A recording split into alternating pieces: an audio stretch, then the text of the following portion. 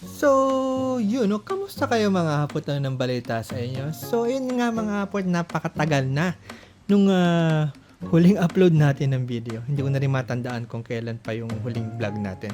So, ayan mga hapot, hindi ko kasi malaman kung saan pa akong bilihan ng sapatos pupunta kasi halos lahat ng, murang bilihan ng sapatos dito sa Dubai ay napuntahan ko na wala na rin akong idea kung saan pa merong hindi natin napupuntahan.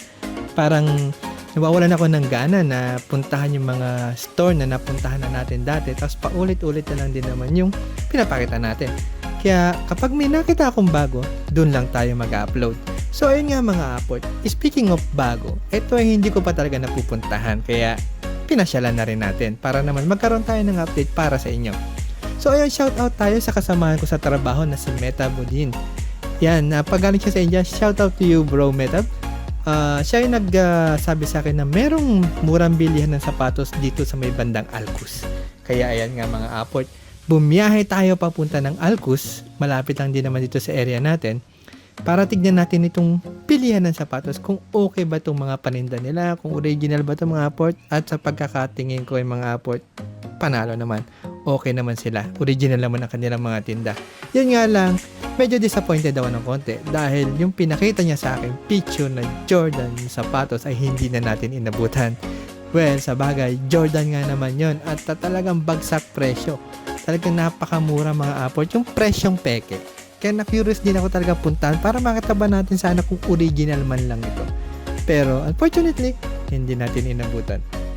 So yun nga mga aport, ang tindahan na pupuntahan natin ay itong World Brand Warehouse.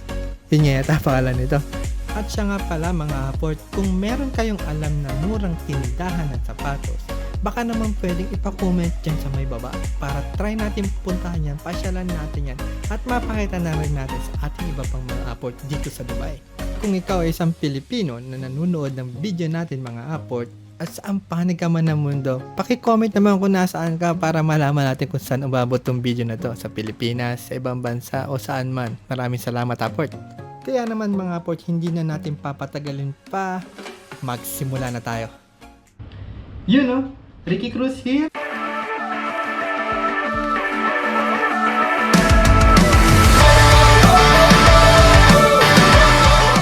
At welcome to my channel.